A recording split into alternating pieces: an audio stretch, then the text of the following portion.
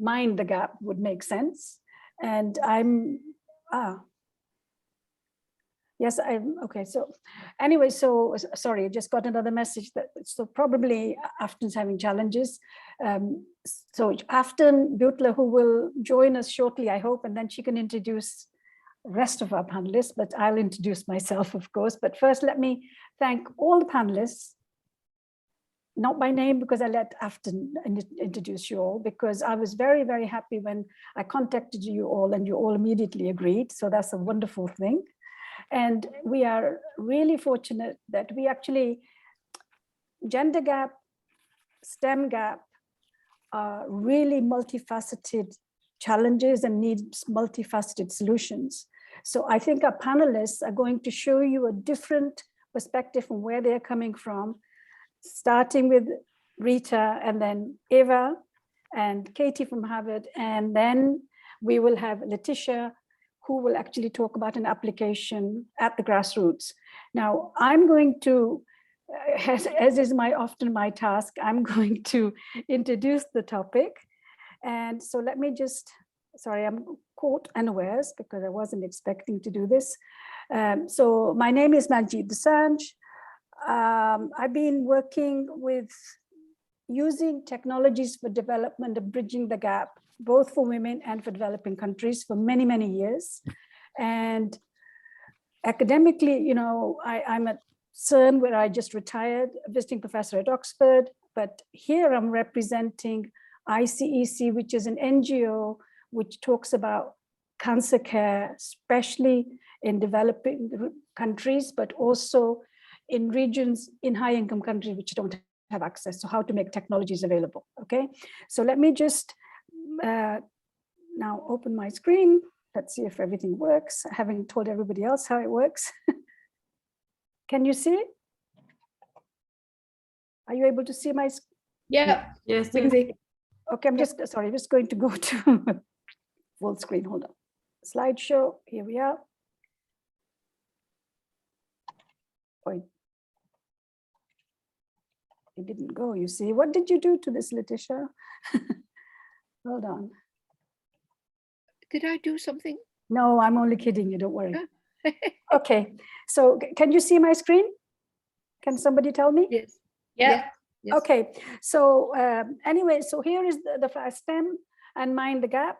Just to remind us a little bit about defining the gap, but also how to mind the gap. And actually, I wanted to start my screen by falling into the gap, but I won't, just to say. So why? So first thing I want to say is, why do we keep talking about the gap in STEM, science, technology, engineering, and mathematics? Why is it so important? Why does it matter? And the thing is, because science, technology, and innovation give access to and control over these disciplines, this knowledge, and they play a role in determining which countries, which people within these countries are rich and poor and have influence. They are key drivers in today's economies as twin pillars of progress in knowledge and quality of life, to men and women, to rich and poor. We should really make sure that everybody has equal access and equal benefit. And it's a means to improve productivity and competitiveness. So improve, you know, education, eradicate poverty, prevent exodus from rural community, fight diseases, respond to challenges. And as an example, those of you who know me for the last 20 odd years, I always show you this globe saying, and this is our Earth lit at night from the sky. And what it points out is all the regions which are very well technologically advanced, have a lot of access to innovation, etc. Okay, so this I've been showing, and it's a very visible gap. Okay, and it does two things. One, having access to technology, what we are doing on the ground, but also showing, in order to be able to take this aerial photograph as a NASA photograph from the space, it means having the technology to put satellites up in the sky. So I've been showing this for years and years, but this year I want to do something else. By now, all of you, because we are all in it, know about COVID.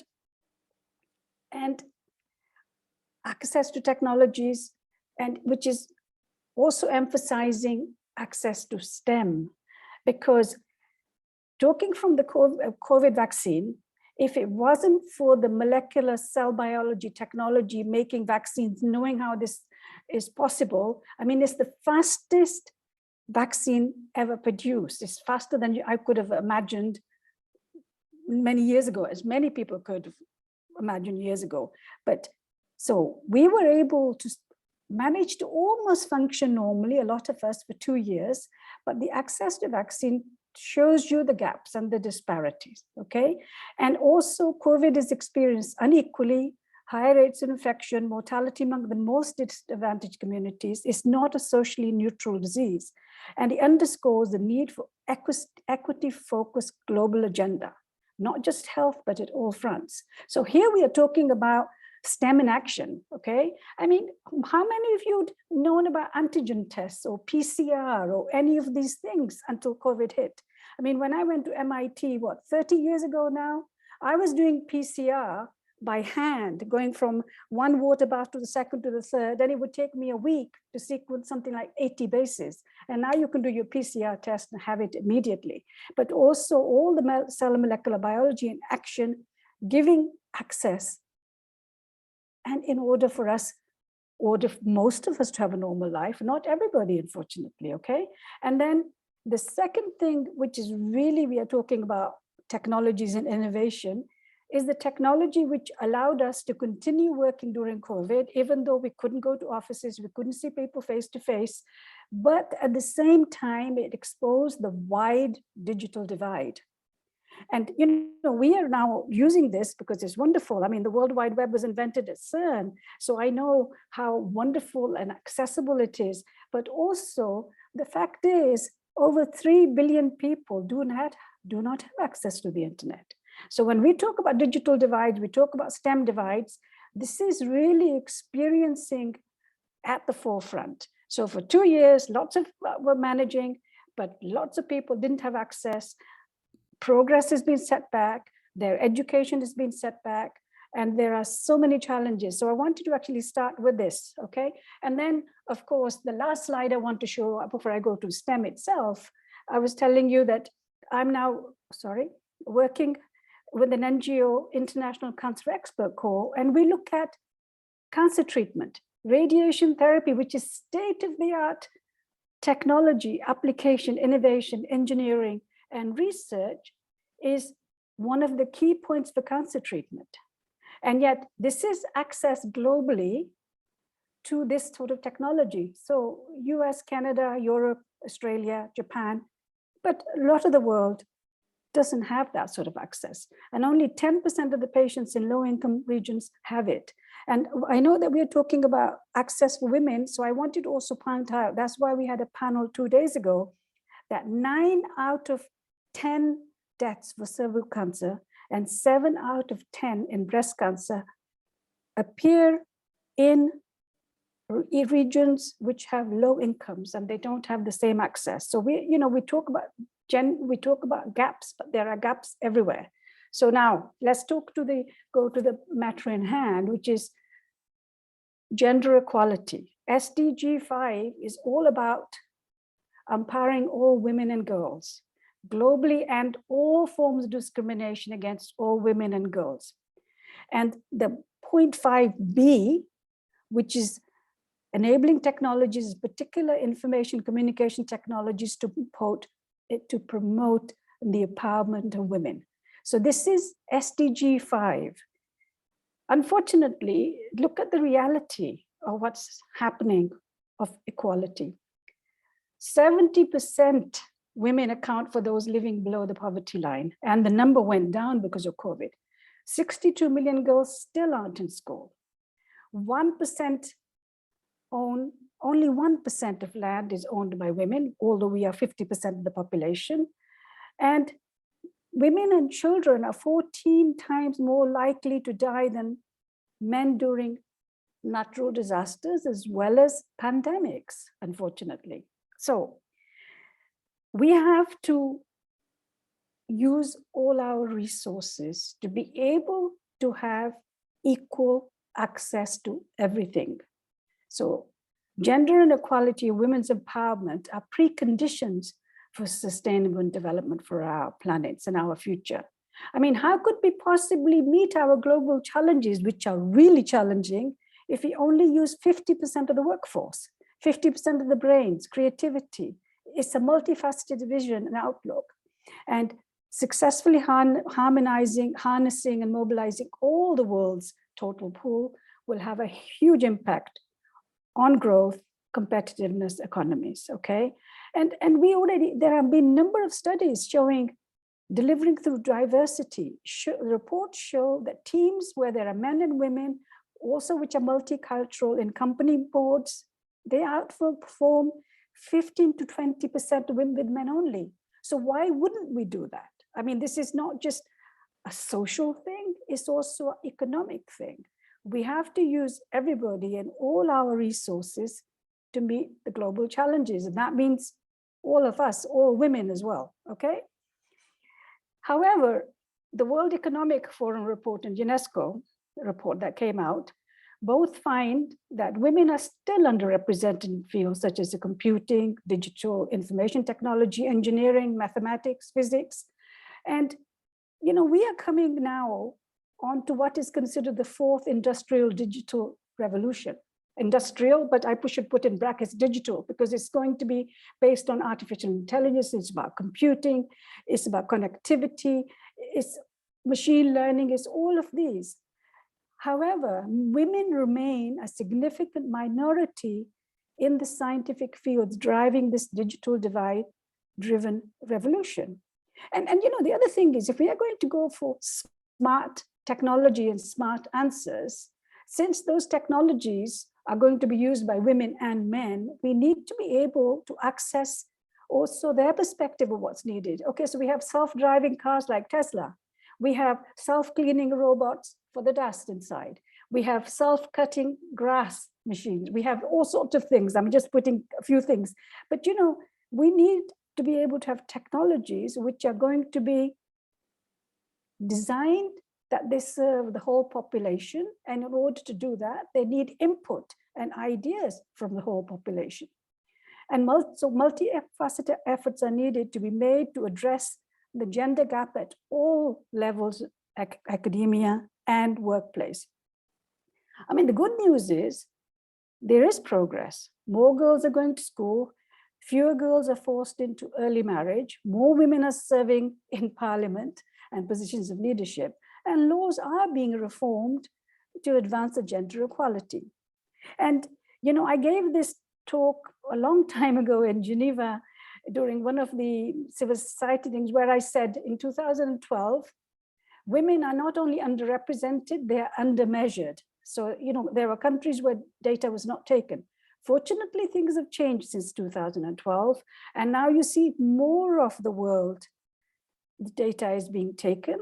Nevertheless, we still have challenges. So at a first glance, it looks like we are achieving parity. Almost 50% have bachelor degrees. The PhD is 44%, but the gender gap starts to widen as women pursue their careers. And you know, there is a change because we went from 28.4% in 2013 to 33.3%. But at the same time, if you start looking at promotion and higher level positions within academia and companies, there's been a study done where they looked at 3 million computer science papers, and they concluded that in order to get gender parity in publications, we have to wait till 2100. I don't think we can wait for that if we are coming up to the fourth industrial digital revolution, okay? And women still remain underrepresented in company leadership technical roles, even though studies show that their productivity and profit margins will go up. And there is a real risk that the fourth revolution will perpetuate the gender imbalance which we've had under the previous industrial revolution, and that we will remain a minority in this information technology computing era. So I don't think I need to say all of this. I mean, it's just that, you know, 30% 30%, gender stereotypes. There is so much of this, and I'm sure my colleagues the others will say a lot about this. You've all heard about this leaky pipe. So again, once I won't say that, but I leave it in here to just say that sometimes things look really good, and then you start hitting this glass ceiling and the leaky pipes. So reality in numbers. So yes, all that progress has happened.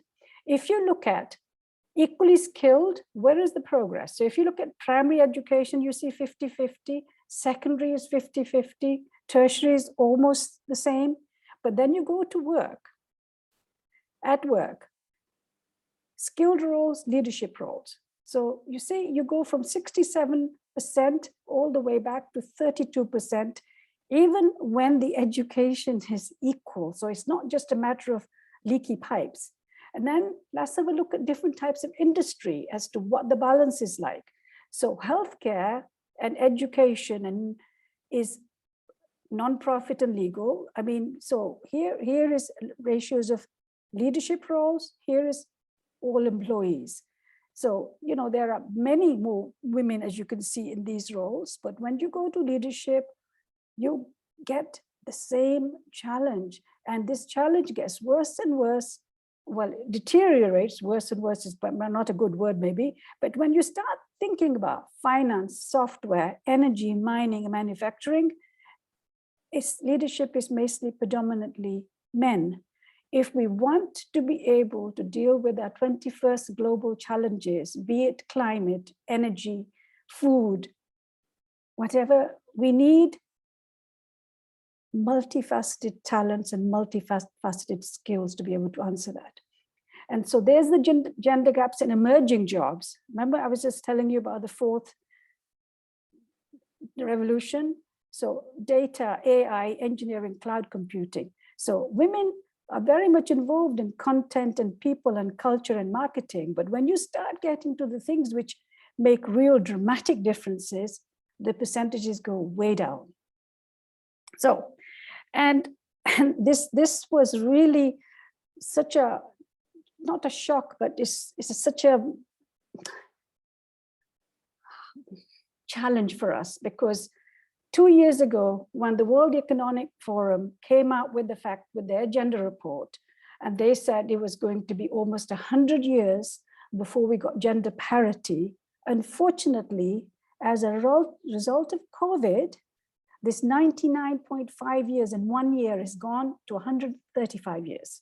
None of us who are listening or watching will be alive. I mean, when are we going to get this parity?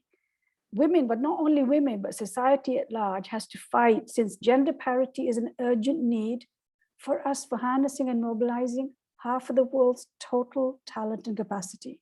It's a key for meeting our goals for energy, food, etc. Okay, and you know, action is needed. So the gap must be bridged if we are to contribute and we are to profit, and also to use this for our global challenges of the earth, but also to come out of poverty, provide education, technology, and benefits for the next generation. Something has to be done. I mean, how do you overcome gender bias? Actually, people have known about it. We've been fighting for it, and it's really difficult. And the reason is because it's a really multifaceted challenge, and it needs a multifaceted solution. So inequality found in daily life across all spheres is education, politics, family life, countries, pay equality, promotion, hiring, you name it, it's happening. So we have to be able to try to tackle from all of these areas. And how do we overcome it? We share knowledge, we empower, we teach, we mentor. In the long history of humankind, people who learn to collaborate and improvise most effectively have prevailed. Charles Darwin already said that in his evolution theory. And putting up ladders and leaving them there, giving helping hands, and how to make sure the ladder stays up. And the pandemic has really reversed so much of our limited progress. And according to, as I said, and this is the shock, that we are gone back by 35 years. We need to make sure we put women and girls at the center of the COVID recovery efforts, because otherwise all that progress we made over the last 20, 30 years is gone. And, and I just want to leave with my thought at the end is, there is a gap. And, you can think of it as oceans apart, or you can think of it as bridging the gap. So some of it also depends on us working together and having an attitude saying it can be done, and we should not always think that it's not within our power. Of course, it's within our power. We need help. And I'm going to stop sharing and welcome Afton to the panel. Hello, Afton. Hello. Thank you, Manjit. She was sharing why STEM was important and has outlined the gaps. Manjit has been exceptional as a leader, a project leader at Stella. She's the honorary staff member in Geneva and works with students at Oxford. She works also with many of the nonprofit organizations. She's given us all a boost and has made such a difference. And then with the International Cancer Organization, which was presented the other day, some phenomenal things have occurred. We thank you, Manjit, for being the leader of this and for all the many things you have done to encourage and eliminate some of the gaps that we see. Thank you very much for your words today. Thank you, Afton. Next we have Rita Carl. Rita is the Senior Managing Director of the STEM Media and Education Department in the Twin Cities at PBS. She has done so much research on what engages girls in STEM. She has also been given by PBS the Best Educational Series, which I think is just amazing because she's started working at NASA and then she's gone into this. And now she actually is a leader and helps young girls go into science. And she does this by Sci Girls. I wish she had been around when I was a young scientist and had her guidance. We now give the floor to Rita. Thank you, Rita, for joining us. Thank you so much, Manjit. That was a beautiful introduction, and I have some similar things to share with you today. Thank you for the introduction. I'm going to share my screen now and make sure that the little media I'll share with you as well. So thank you so much for joining all of us today. I'm really excited to hear everyone's presentation. Sci Girls is a PBS public broadcasting system property in the United States. It was founded about 15 years ago, and we are currently filming our 6th and 7th season, but we also have an outreach program. And alongside all those years, we've been doing research on what engages girls in science and in STEM. So I'm going to share that a little bit this morning. Most of our work is funded by the National Science Foundation and NASA and other companies. There. So this is a similar graph. This is actually at the high school level. So, everyone asks, well, why do we have to focus on the girls? Manjit, that was a beautiful introduction. Here in the US, well, aren't just guys better at science and math than girls? Well, actually, no, we're about even. Actually, the red line here is the girls, slightly higher. So there's really no difference in ability. So what is causing that? Here is the bachelor's degree, and Manjit showed that globally it's very similar in the United States. While we have more equity, the purple here is the women. So you can see in the biosciences and social sciences, it's around equal. But when you start looking at physics and computer science and engineering and math, the numbers go way down. And again, there's high interest, there's high ability, not so much when you get to college. And of course, when you look at women in STEM occupations, it really is far lower in the IT sector, in engineering, manufacturing, the trades, physics related, what they used to call the hard sciences, which is of interest to me. So these are slightly older statistics, but I do have newer ones. In fact, some research came out yesterday and things have not changed very much. So what do? Public broadcasting is, there are 450 stations around the United States. Girls is a special property. And the rationale for our work is just what I showed you. Boys and girls do not display a significant difference in their abilities. And you really have to pound that one home. The cause is societal and environmental. Differences appear in their interest and confidence at quite a young age. It's really wrapped around who is supposed to be doing science. And I know this personally because as a high school senior, I got a full scholarship to become an astronomer. And I was told by my guidance counselor, there are no women scientists. You need to go to this other college and study liberal arts. And it took me a long time to get back to science. But I thought she was correct because there were very few women scientists, except for Jane Goodall at that time. So these differences are linked to this negative self-perception, which are enhanced by gender stereotypes. And that's where SciGirls comes in. Media representation is so key. There is a foundation here that was started by an actress named Gina Davis, and she has a lot of great research, Gina Davis Foundation, on why it's important to have equal representation in media. Because guess what kids are watching? They're watching media. So on air, broadcast, and streaming, we have 5 seasons, which is about 40 episodes, 2 more seasons in production. We have a website for kids. It's a safe place for kids to go, watch our videos, play games. We have shorts about women who mentor the girls in each episode, so they can see a little bit of what a young woman entering STEM goes through, what her challenges are and how she's accomplished what she has.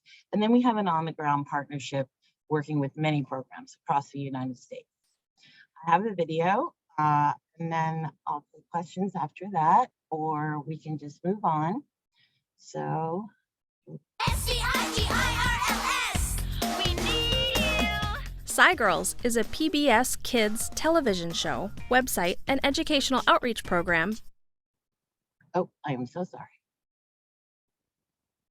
Built on research about how to engage girls in science, technology, engineering, and math. Funded by the National Science Foundation, our big picture goal is to inspire, empower, and maximize STEM learning and participation for all girls with an eye toward future STEM careers. The SciGirls strategies are a set of research-based best practices to engage girls in STEM. The strategies are used to inform the TV show, PBS Kids website, and SciGirls educational materials. Following an NSF-funded literature review, the strategies are now updated with the latest research. A framework around using culturally responsive teaching practices and creating an inclusive learning environment is the foundation for the SciGirls strategies and is critical information for educators. Research and practice highlight the need for educators to use this framework to engage and effectively serve all girls in STEM, especially girls of color and girls from marginalized communities. The following 6 SciGirls strategies build on this framework. 1. Connect STEM experiences to girls' lives. Make STEM real and meaningful by engaging girls in activities that draw on their interests, knowledge, skills, culture, and lived experiences. 2. Support girls as they use STEM practices. Engage girls in hands-on, inquiry-based STEM experiences that incorporate practices used by STEM professionals. 3. Empower girls to embrace struggle and overcome challenges. Help girls focus on the process of learning by supporting their strategies for problem solving and letting them know their skills can improve through practice. 4. Encourage girls to identify and challenge STEM stereotypes. Support girls in pushing against existing stereotypes and the need to conform to gender roles. 5. Emphasize that STEM is collaborative, social, and community-oriented. Highlight the social nature of STEM to increase interest and motivation and to change the stereotypical perception that STEM jobs require people to work alone. 6. Provide opportunities for girls to interact with and learn from diverse STEM role models. Introduce girls to women from varied career pathways to help girls see potential futures in STEM.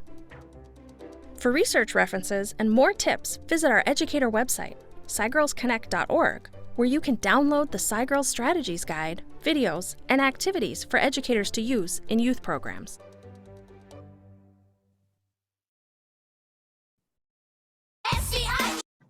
Thank you so much. I hope that you were able to hear all of that. That's just a little bit about the research behind our project.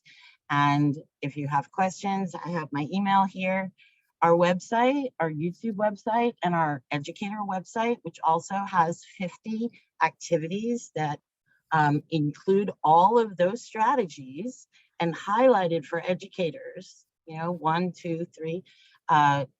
Those are all available on SciGirls Connect. And I believe PBS Kids, as a few people have said, is only available in the US and Canada. And thank you so much for letting me present today. Do check us out online, and I'll put the link to that video along with a suite of gender equity short videos for educators that go in depth into all of those strategies. I'll put that in the chat. Thank you.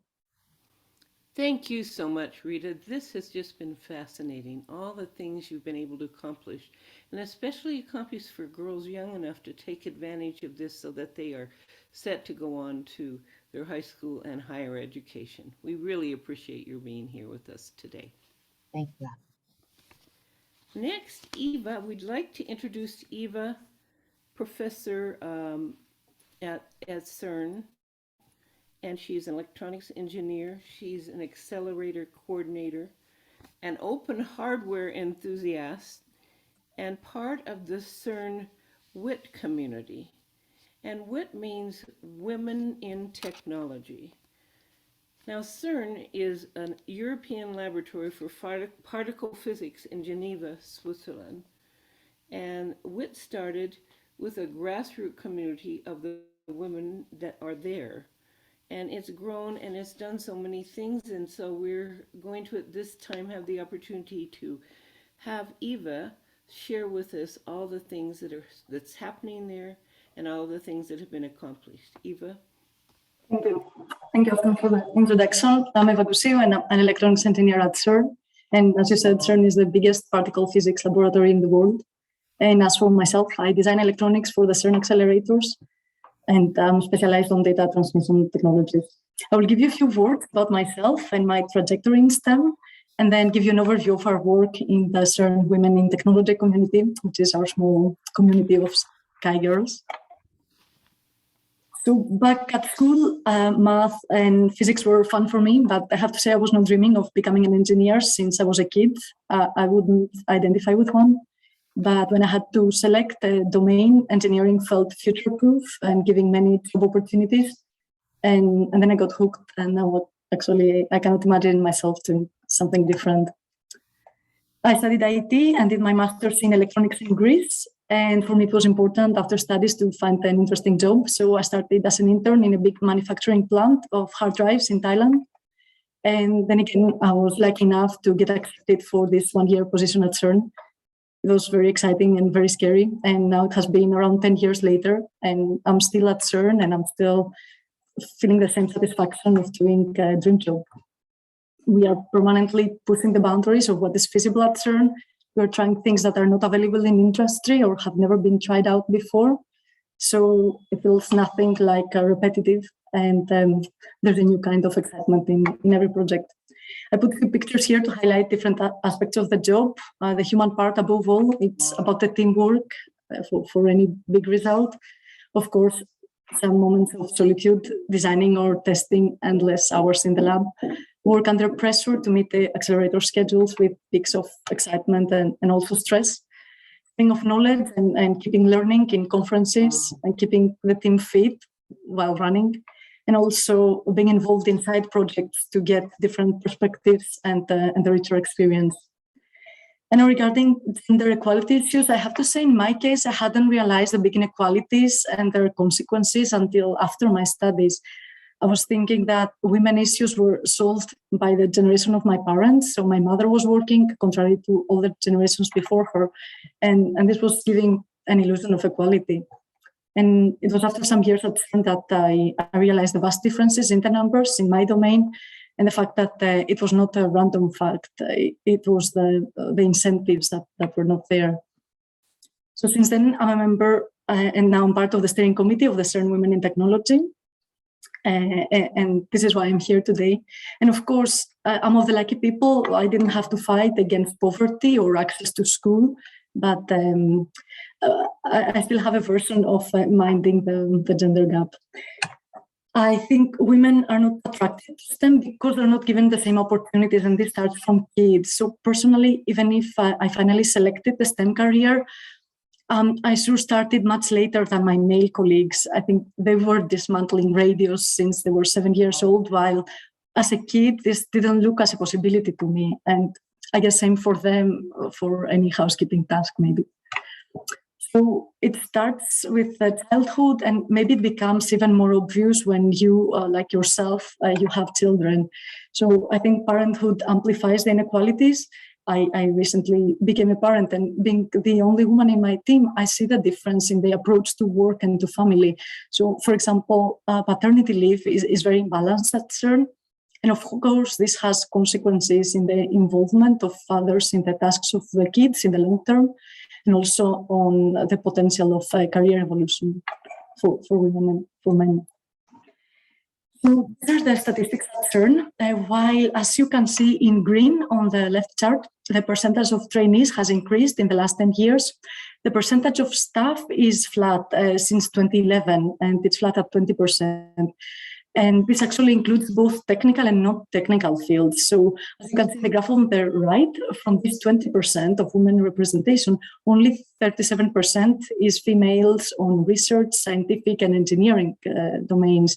The vast majority is on office and administrative work. And this is important, but I think we can go further than that. As Manjit showed, of course, this is not a CERN-specific issue. This is the general situation in Europe and in the world. So women are close to reaching gender parity among doctoral graduates, but are still underrepresented in the technical professions. It is definitely a male-dominated field.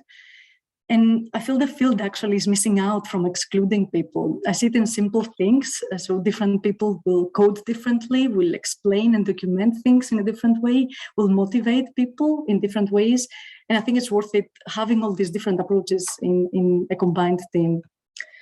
So at CERN, as it's the biggest particle physics lab in the world, we have the responsibility and also now the opportunity to change that. And actually, last year, for the first time in the history of the organization, there was the initiation of a program to increase the gender representation across all domains, targeting 25% of women by 2025. And while the number 25% may seem too low for some of you, it still seems quite challenging given the baggage of so many years of a purely male-dominated environment.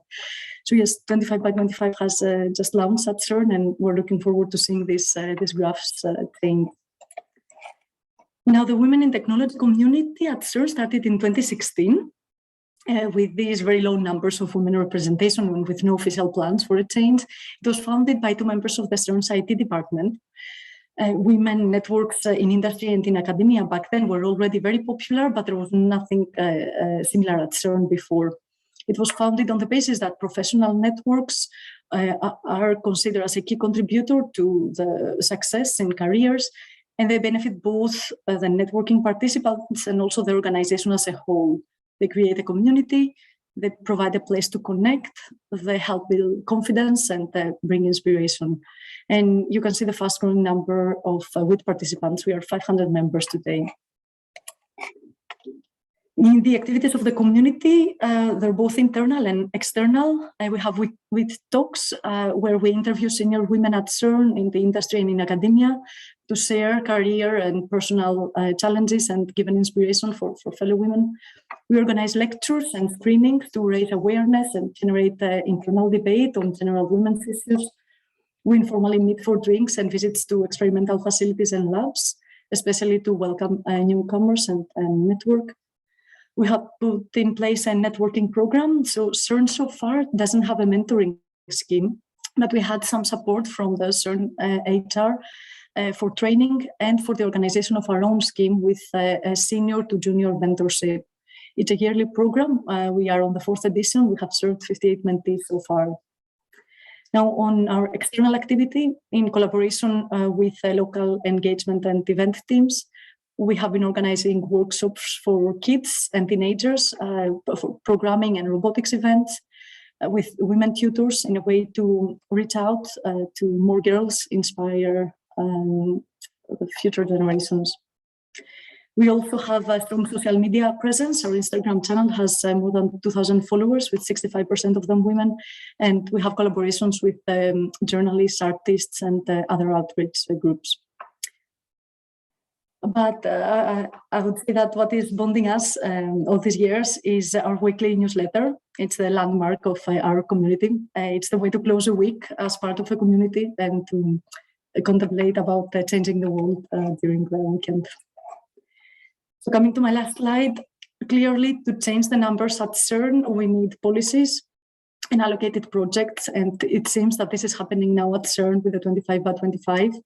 But until we reach this gender parity, we see that a community like WIT, coming from the grassroots, to raise awareness on gender issues, to showcase female role models and provide mentoring and community support, this is essential.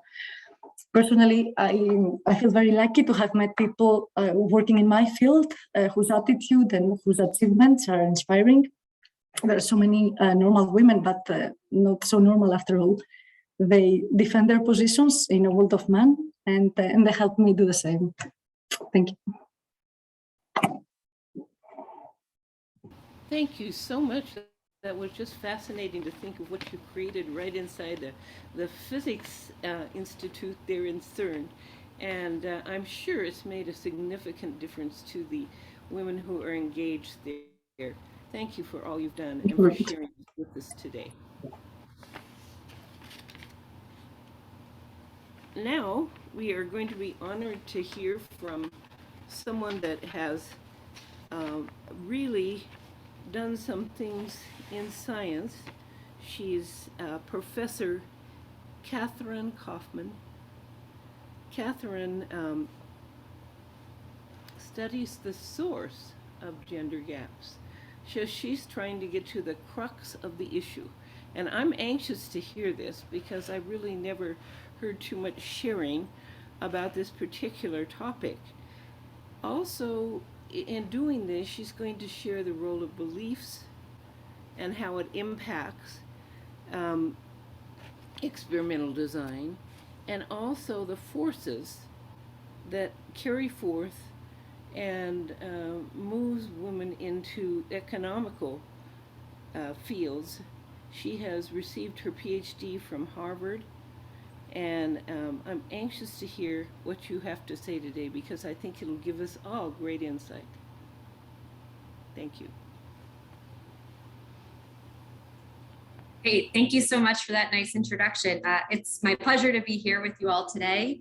I'm going to share with you a bit of the work I've done in this area, and I can tell you already, being part of this panel, it's amazing to hear sort of the insights that are shared across a variety of perspectives. And I think you all will hear too about sort of see the connections across each of the panelists that are speaking today. So, as Afton mentioned, my work thinks about sort of how gender stereotypes shape the beliefs we hold about ourselves, right? Our self-confidence, and traces out the impacts that has not only for individuals, but the teams they're on and the organizations they go on to work in. We know from academia and from observing the world around us that self-confidence is hugely important, right? It affects the types of decisions we make, whether it's sort of financial investments, test taking, what types of majors or colleges to pursue, and even our sort of career choices and outcomes. And a lot of my work has thought about how self-confidence transfers into these decisions about when to assert ourselves and our ideas. So I'm going to give you sort of one project I've done, and I want you to think about it as sort of a framework for thinking about other problems that share these features. So I want you to think about all the contexts where we face questions we're not sure we know the answer to, right? And we see these every day, right? Whether we're thinking about an interview, a presentation we're giving, sitting in a board meeting, sitting in a classroom, right? We often have to decide, gee, do I know what the answer is, right? And should I speak up with it? And our performance in those domains depends on the decisions we make. So let me make it really specific. I'm going to talk about a study I did that thinks about the SAT, right? Large standardized college admissions exam, multiple choice tests. And these are tests where you sort of get, a point for giving a right answer. And for many of them, lose some penalty if you answer incorrectly, right? And so the way these tests are often designed, you want to sort of volunteer the answer, even if you're really unsure, right? A strategy of sort of skipping questions or saying you don't know can be detrimental, especially over the course of a long test. And so through a series of lab and field work, I've looked at gender differences in behavior in this type of test-taking environment. And what we see, right, is that conditional on having the same level of expertise, right? You can take a man and a woman, a girl and a boy who would perform identically if you force them to provide an answer to each question. And what we see is the woman chooses to skip more questions than men, right? And what's that driven by? It's driven primarily by differences in their sort of beliefs about their chances of answering correctly, right? Do I know the right answer? But also their differences in risk preferences, which is how they treat that sort of possibility of the penalty, right? Is it worth sort of doing knowing I might lose a penalty for the wrong answer? And what I saw in the laboratory is you can eliminate this gender gap by eliminating that penalty, right? If you eliminate downside risk, now all of a sudden, right, it's not as risky to put yourself forward. Even if you're not sure, it makes sense to answer the question. And what's been really fascinating to see is in the years that followed this research, not through any sort of role by me, but many of these large standardized tests have actually started to remove penalties for wrong answers, creating this wonderful opportunity to study this in the field. And so what I'm going to show you today is data from the college entry exam in Chile, where they did make this decision to eliminate penalties for wrong answers. So what happens? Well, the green bars here is the gender gap in questions skipped before the policy change, and the brown bars are the gender gap in questions skipped after the policy change. And what's great about this test is you can see not only overall performance, but performance across a bunch of different domains. So what do you take from this? Well, when there were penalties for wrong answers, you see large gender gaps in questions skipped across a variety of sort of more male-dominated fields. And when we remove the penalty, those gender gaps are reduced. Now, you might think, well, why do we really care about this? Maybe the people who are skipping questions are the ones who really don't know many of the answers anyways. Well, that's not really the case, right? So this is the same data, but now plotted according to their GPA. Right? So what we see is that our highest ability test takers, the test takers with the highest GPA, that's actually where the gender gap in questions skipped is the largest, right? And so we're missing out on lots of good answers by women not volunteering them when there were penalties for wrong answers. In Chile, there's actually a pretty substantial gender gap in performance in this college entry exam.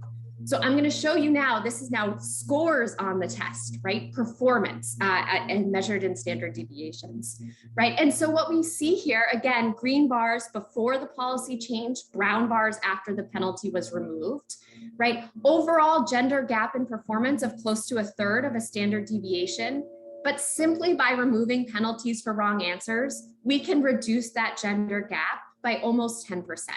Right? So some part of this gender gap in performance or ability that we think we're measuring is in fact an artifact of the test taking design, right? These penalties for wrong answers and sort of more rewarding of people who are confident enough to speak up with their ideas.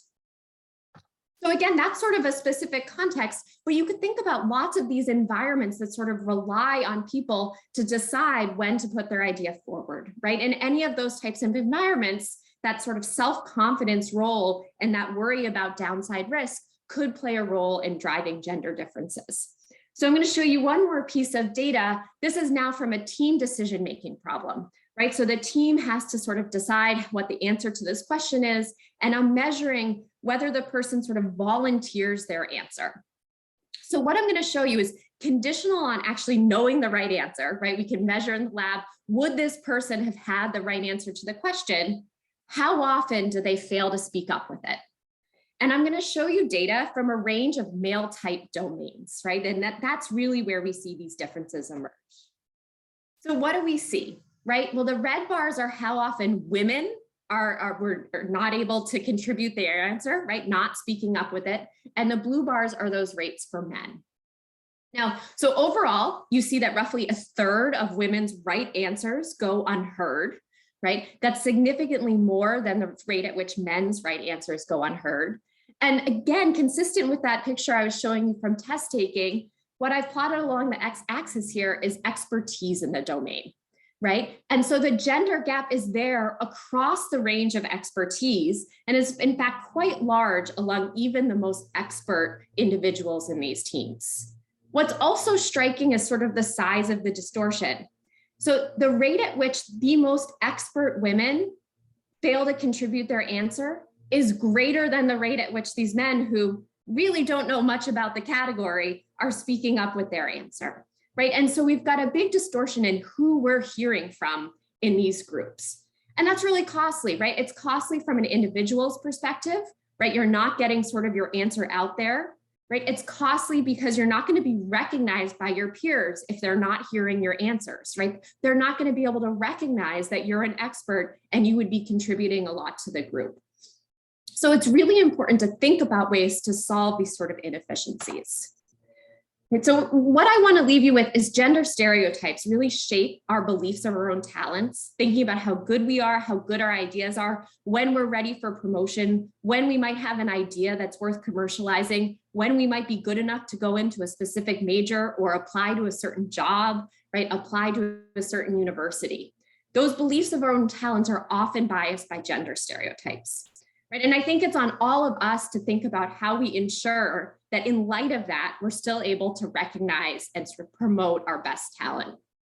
And what I always like to encourage people is, you want to be wary of strategies that are trying to quote, change the women or change the girls, right? Where, oh, well, we just need to make them sort of more confident and louder and, act more like the men. I think it's worth taking a step back and saying, well, do we even have the institution, the systems, the processes right? So many of our institutions right now rely on that sort of self-selection, right? Choosing the person who speaks up first, speaks the loudest, puts their name in the hat, right? For saying, hey, I'm ready for this, I want this opportunity.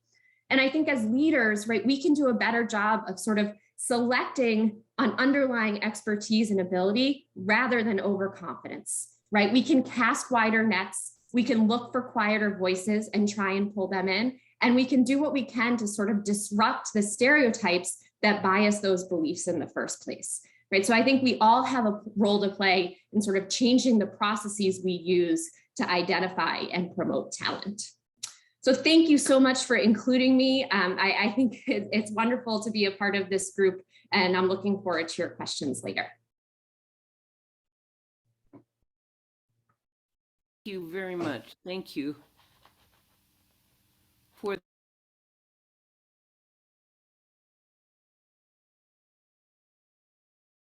what this study continues to show as more women enter the STEM realm. Thank you very much. Next, we have Letitia Van Haren. Letitia and I have worked together in Geneva for a number of years, and I've appreciated her creative approach to looking at a situation as a cultural anthropologist and then doing something about it. She's the president and founder of the Smart SAFA, the Smart Access to Health for All through customized mobile communication technology. Now, that's really something in this day and age because it seems everyone has a cell phone. And with that thought in mind, she's really done something about this. We'd now like to turn it over to Letitia and have her share what she's done and how she's done it and what she's seen the difference it has been for women giving birth to children. Letitia. Thank you, Afton, for presenting, for introducing me. I feel after the three presentations, we've really come rock bottom to the grassroots where women have no education, are poor, and we still want them to start to get a feeling, an experience with a STEM product so that perhaps later on some of them will say, this can be something for me. So I prepared a PowerPoint about this that I'm now going to try to share. So I think I first share the screen and get the, oh, how do I get at it? Sorry to have to get back to finding it. I had it, left it here, wait. If we had it ready before, oh shoot. Oh, here it is. Am I sharing my screen? Not yet. Now Okay. you are. Oh, yes. Good, good. Okay, so there we are. And then you had to go to normal view, right? Okay, Next to normal view. Next to normal. this one? Yes. Good. Okay, so here you see a picture, which is, oh, I have to, a picture where this has been designed by our international business developer, who is a Tanzanian, who has worked with a Tanzanian programmer and a Tanzanian midwife on the third version of our app, which I started to develop already in 2015. In fact, in 2015, I had the whole thing already in my head, and I was lucky to meet, or through the internet, yes, a programmer, a French programmer, who happened to have a wife who was a medical doctor, who was also expecting their first child. So he was totally also passionate about the subject, and this has helped me enormously to get going on the subject and make sure that for me, who's not a scientist but just a scholar, it's really a difference, that I could work with a technical person and develop this app. The second round, the second version has been developed by an Indian company, but there we also reached our limits of communication and of further development. But in the meantime, through Deo, who created this, this poster, I got in touch with his friend, who was able to bring the third generation, which is now a purely African project, which is nice because it means that the ownership is guaranteed. And I can see that in this third period of our project. So let me go to the next one. So as you said, I never knew this was a STEM solution. I just discovered because Manjit and Afton invited me to this panel. I didn't look at it that way, but I thought, sure, this is true. And after having heard all of you, I really feel that if we do not have an experience with a STEM product as girls and women in remote areas, you cannot understand all of that talent that Manjit talked about. First of all, because we are 50% of the human population and it has been untapped. And if you want to tap into it, women have to meet with some of the products as well. They will also have to meet someone who shows them, who sort of gives them the taste or discovery of logical and structured thinking. And almost all the women that I have met who became someone in STEM, regardless of their difficult situation in their childhood, they had a father or an uncle, or they had somebody in the family or in their near environment who drew out that girl for its capacity of logical thinking. And I think that that's a thing. I'm sure there are lots of girls in the African rural villages as well but we can help draw them out. Now, this was not the purpose of the Jammo Mama app.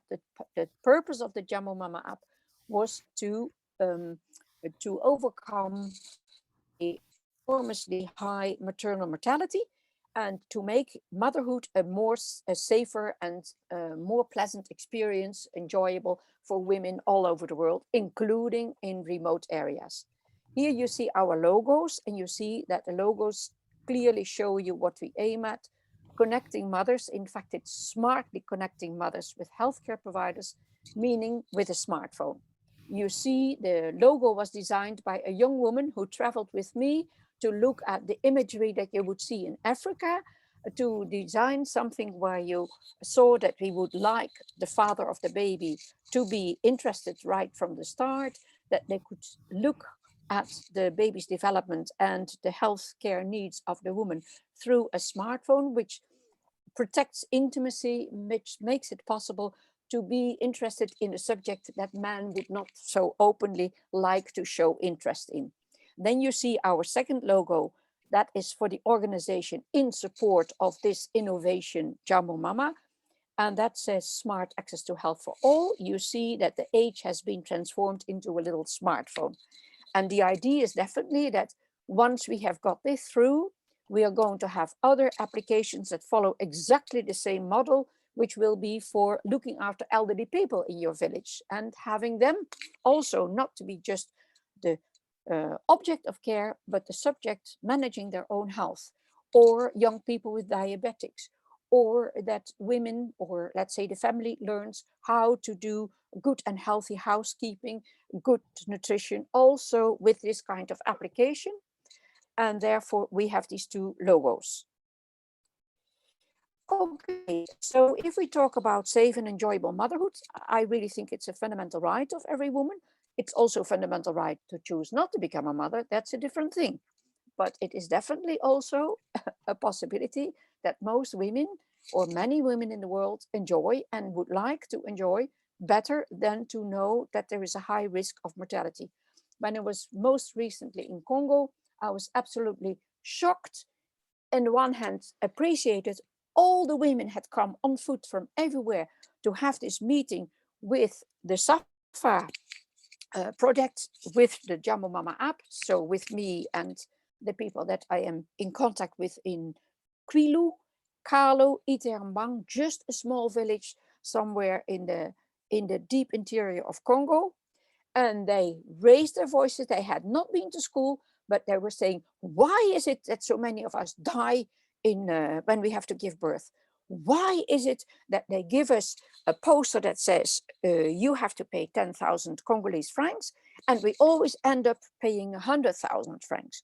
Why do we get cesareans all the time? Why do our babies die? Why do we die ourselves? So they had a package of really an anger that came out, and that they really dared to stand up, because they knew all the authorities were there, because the authorities had come, because the mission from Europe had come, and therefore they also felt the strength and the daring to speak up and ask in the presence of outsiders that they wanted to be connected. They wanted not to be left behind. They didn't want to remain isolated. So what I saw again, that the time is really ripe, but we have to put in the means to connect the women with this new type of knowledge that is perfectly suited to them. So let's go to the next one. So here you see, before we already 2 times testing missions. One testing mission was in Angia dispensary in Kenya, where they were much more advanced than in Tanzania, where they were more advanced than in Congo. In Angia dispensary, the women or the nursing staff already had smartphones that they used, but they used it more like when they were in attendance and they had the night shift, they could play around a little bit. They had a very fair-minded and progressive director of the hospital who would give them credit so that they could do some Facebook and surfing and enjoying themselves while they were waiting for the emergencies at night. I thought that was very nice. But then, of course, this was an additional possibility to improve the contact with the patients. So here you could see they were really fascinated, played with it easily, but they could also play with it easily because they already had experience with using a smartphone. So, and then I think it's time to tell you what's so special. There's hundreds of applications for maternal care and for women to follow their own pregnancy. But the point is, this one is interactive. So it's not just that the woman can learn about how the pregnancy proceeds and how many months the baby is like this, and you have to do that. But she can contact the health provider, and the health provider, if she allows it, can see her information, her electronic data about her pregnancy, about her status, whether she has had previous miscarriages, whether she has diabetes, whether she has any condition that requires special monitoring. So this allows for proper monitoring, even in situations of hard to reach communities, because in between physical visits at the clinic, you can tide it over with a distance visit. Now it takes me too long to explain here, and it's not the point, but we've all worked this out with the staff on the ground. So it is in fact an electronic management information system for the moms. We start with the mothers, for the medics who look after the mothers at the grassroots level, but also for the medical authorities to have access to understanding how their maternal services are used in the rural areas, because they just say, oh, there are so many births and there is not, and we have this much staff. But when I take my backpack and I walk with a guide from one place to another, I sometimes find very nice little dispensaries where women could give birth and where they should be queuing, as it were, but there is nobody. So there is a lack of connection between the supply and the demand.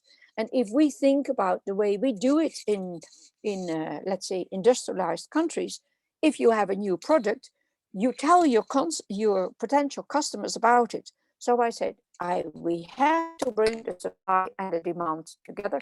And that is what Jambo Mama tries to do. The women understand better, and the communities behind them, what's going on, what you have to ask, what you have to look at, when you have to come, when you can stay home.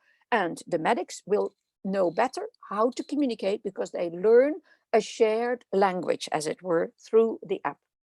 So for me, it's not the last mile, as everybody always says in this field. It's the first step. The first step is that somebody can have access to the medical care. You can have fantastic care. If you cannot get there, it's of no use. Okay, so that's the here you see the second pilot was in Bunda District Hospital, a small hospital where we had an awareness raising meeting, first, of course, with all the authorities, the medical authorities, the director of the hospital, etc. But then we also went to the hospital itself and to the little places near surrounding it, and talked with the community health workers who go to the villages and accompany the women, and with the health providers, meaning the nurses, the doctors, whoever does the antenatal, intranatal and postnatal care of the women. And so they liked it. It was fun. They looked at it and they discovered it together.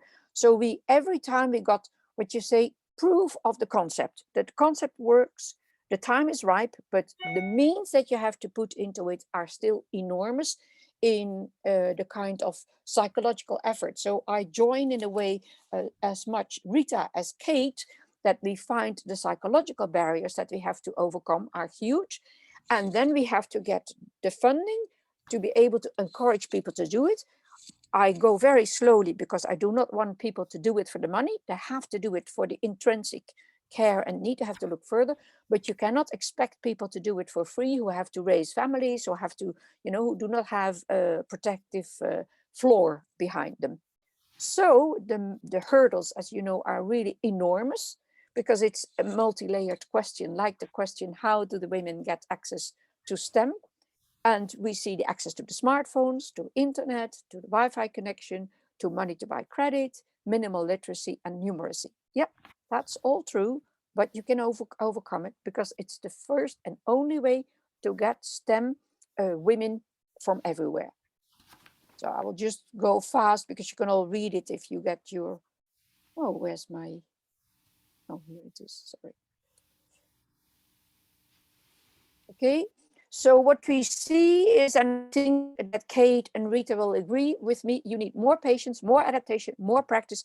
Just don't show, let them do it, let them do it.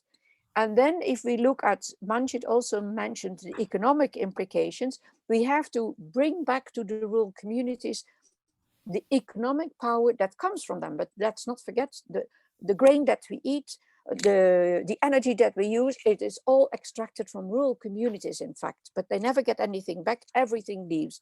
This is a way of getting it back, because once that the women know and have learned, there is a demand, and that demand will be multiplied, as Manjit said, by 50% at least, because you had the women, the men, but the women will want this too.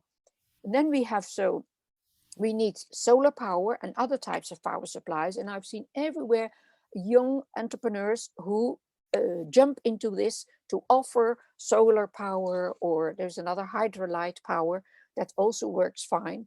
So you bring a little demand of a small level that people can afford and pay for. So money will begin to flow back to the rural communities, because there is an emerging economy that is at the scale that is not first big and then implodes, but it's small and it grows. You will need minimal literacy and numeracy, but you can acquire it quickly with a smartphone application. It's not going to be perfect, but it is better than nothing. And it is in modern times absolutely indispensable to get by and to be able to enter modernity as an informed person instead of a victim of somebody else's manipulations. So here I tell you something, you will receive this. You will see how the smartphone application works, but I don't think it's really important for this meeting right now. We have conceived it in a way that everybody is informed, and that it's not the woman alone who has to take responsibility for her pregnancy, because that's just way too heavy a responsibility. So I would say better summarize it like this. How does it differ from other moms app? It's the interactivity, which is horizontal and vertical. In the communication and information flows, it goes from the woman to the healthcare provider, not the other way around. I start with the woman. It goes from the health provider to the woman. It is between health providers at the same level, in the same health facility, in other health facilities, so that we can use in a structured way the available health care much better than what's happening now, because there is a lot of invisible barriers between one hospital and one medical center. One is built by the hospital, by the government. Another one is private. A third one is faith-based. And there are invisible barriers, but as the app uses a near me function and has them all leveled, like level 1 is antenatal surveillance, monitoring, checkups. Second one is a normal vaginal delivery.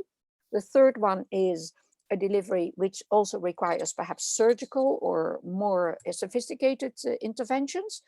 And you will always get the nearest through your app if it's needed. In that way we can, and the telephone numbers are there, so we can also break down those barriers that exist, historically grown barriers between the different health facilities in a given health zone. And that is already very effective, because what I see now is that a lot of work is done to improve the supply, but there is not a proper reflection of, but where are the supply gaps? What is really the gap? Is it that we need more, or do they have to be open at different times, or do we need to improve the road, or just pick up the phone? And all this is going to be much more precise by using the information that we get through this application. So we also find it important, that's why you saw that logo. Everywhere in Africa, the governments are trying to get the fathers more involved in following, the pregnancy from the start. And I think it draws the woman, the father also into the expecting of the child. sharing responsibility, but also a positive bonding and anticipation. And what I find also very important, women who live very far from a health facility, you remember the WHO introduced the maternity waiting homes, so that the woman, when she was at the end of terms, that the childbirth was near, she would walk to the place where she was going to give birth, and she would stay there until the birth came.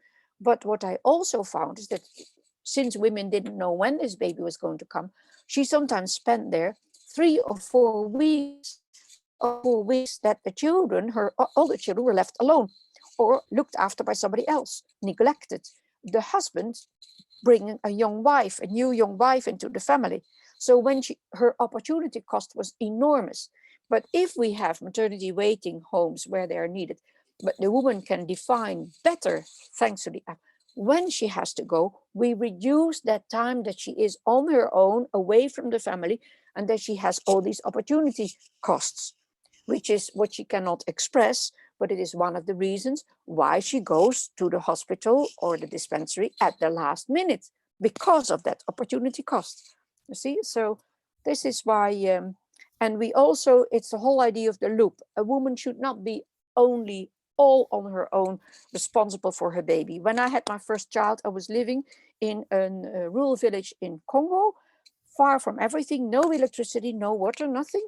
So in the dispensary where I gave birth, well, they had a machine, but it was closed at night, the group to make electricity. And I was also very much alone. I had a book, J'attends un enfant, I'm expecting a child. And I'm highly educated, so I knew, but to be alone, not with your mother, it still gives me emotions. So I understand that these women need it. They need something. And then I spoke with a woman, a young woman who's coming to stay with us. Her husband, in fact, he was a young scientist at CERN, and he's now a physicist. And he has stayed with us in our home for a couple of months. So I tell this for Manjit. And when he was appointed with, I don't know what, a big company in Belgium, his wife was pregnant for the first time. And Belgium is not the Netherlands. So you think, if you look at the map, it's all the same, but it's not the same. So she said, Letitia, I would have wanted an app like that too. I'm expecting my first baby here and I feel so lonely. I feel so lonely. So I think it's really something important. And in fact, not only for Africa. Okay, so now we come to the end. And that is, I hope that the Jumbo Mama app will give to a few birth to a few STEM girls, either because they were born thanks to the mother using the app, or because they learned to use the app or help their mom learn to use it. And that's why we bring already some kind of possibility to get an inkling of what it is to do, to work with modern technology and not to be left out, because I tell you, the women hate it to be left behind. They just hate it. And I want to stop that. Thank you. Thanks ever so much. Okay. Yes, certainly Letitia has shown us all there are opportunities even in challenges. So we only have a few minutes for some questions, Afton. Okay. I do not have questions. And on the questions, I'm not sure where you find them. I haven't seen. You can just ask people to just come on and they can ask themselves. Okay. And if they put it on the chat, I will read it for you. Okay, because I have not seen that. No, don't worry. So, yeah. So we only have a few minutes. So if you have questions, you can just use your mic and ask, or raise your hand and we will respond.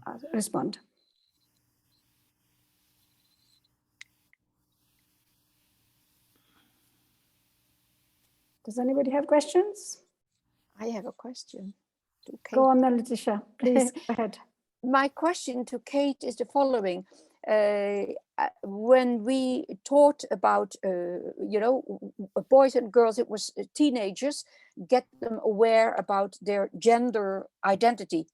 And that was years ago. But then we looked at the statistics, we studied a little bit, and we found that girls, effectively, as you said, were much better at school, performed much better. But as you went higher up, it sort of diminished. And then we wondered, we said, perhaps the soft pedagogy that you also explained, that if there are no penalties, the girls come forward, it's not stimulating enough for the boys. So perhaps it was not so strange that we had separate boy and girl systems before, and that they found in the time that we were at school that we had girls only, that the girls performed better in girls only schools and the boys better in the boys only schools. Is that because the pedagogy has become soft, too soft for the men or the boys? And later when they become adults and they have to struggle and their psychology plays more of a role, then they get forward later on. Could that be, Catherine? Yeah, it's a great question and not one that there's an easy answer to, I think. Certainly there is some evidence on sort of same gender schooling and the effectiveness of that. I think the broader point is we have to think about how we're setting up our educational systems and our incentive systems in general, and how that might interact with, how people, perceive penalties and benefits. And we want to be doing that in an inclusive way, right? And that doesn't just mean best for the women. That means, okay, is the environment likely to work for everyone in this room? And if not, what do we need to do differently?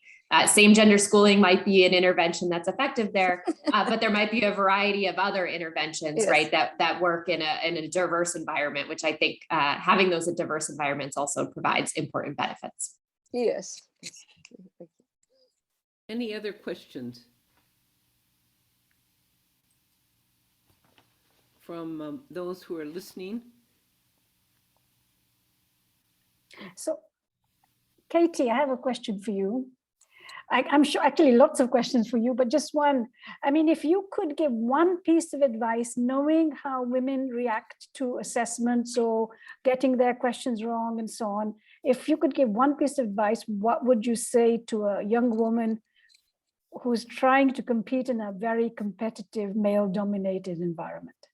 And I'm not talking about me, huh? So. Yeah, no, that's great. So I think, as someone operating in that environment, right, what can you do in your space to lessen the perceived penalties of failure, right? And so I think strong networks, right, people you can turn to and support you in times where you may feel like you've had a setback, and also being able to see that they've had setbacks as well, right? And so that shared experience can lessen the perceived penalty, and having sort of a sponsor, a mentor, an ally, right? Someone who can step in and also help you to see that actually that cost might not be as costly as you think it is. And I heard this from someone in an organization I worked with too, which is, thinking about what are the costs to not doing it, right? And that sort of reframing, right? Which is we're so focused on what happens if I try and it doesn't work out. But there are costs to not trying too, right? In lots of these environments. And so, there's no easy answer, but I think you can get yourself to be able to potentially take more risks with that support system and reframing around you. The reason I was asking about being in a fairly male culture and so on, so where do you get your support from? Yeah. Well, I think Ava's given us a great example too of sort of connecting women in this space. But I think, as someone who went to graduate school in a very male-dominated environment and now works at Harvard Business School in a male-dominated environment, a lot of my closest friends and allies are men, right? Supportive men. Who also help me to play those same roles that a female friend might play in my career and life. And so I've been really blessed in that way, both in terms of mentors and peers, to have supportive male colleagues. And I think they're around to be found, and we should take advantage of them because again, diversity of perspectives is so important. Ingrid has a question. Please, Ingrid, go ahead. I'm just trying to, in terms of mentoring, I absolutely agree with what Catherine has said, but our own daughter's experience when she was doing her PhD was really quite interesting because as parents, we were really proud of the mentoring she was getting. They were putting her on an airplane in her postdoc and sending her all over the globe to be the face of the program. And it wasn't until she got a woman mentor that she pointed out, you realize that, of course, by having you away all the time, you're not part of the research and you're not going to get published. And it was whether deliberate or just poor intended, the consequence was quite real. And I do think that finding women who will see and understand more of the challenges is a really important thing to help in terms of mentoring. I'm Ingrid, so I understand your comment, and I have to say, as being a woman and mostly being in an environment where they are mostly men, I think it's important actually also, well, of course, important to have women mentors, but also men mentors, because actually they tell you and they can give you an insight of how to handle some of this, okay? Because otherwise, when you're often with women, it's like teaching to the choir, so to speak, right? So I think it's very, very important to make sure that you have both types of mentors. Actually, you're lucky to have any mentors because they are not really easy to find in academia because everybody's busy with their own careers. But that's rather sad, but I never thought about the fact that, but I have heard of not traveling, but being busy doing research, so they are not part of the discussion. Yes. If you see what I mean. Yeah, thank you. Thank you for that question, sorry. Other questions, anybody else? We have one other question I thought we had. Sorry, is it on the screen? I saw a question, someone on the screen, but I don't know where they went. Sorry, I'm looking. I missed it. If there was a question, if there's somebody put a question in chat, can they please ask? Because I think I missed it.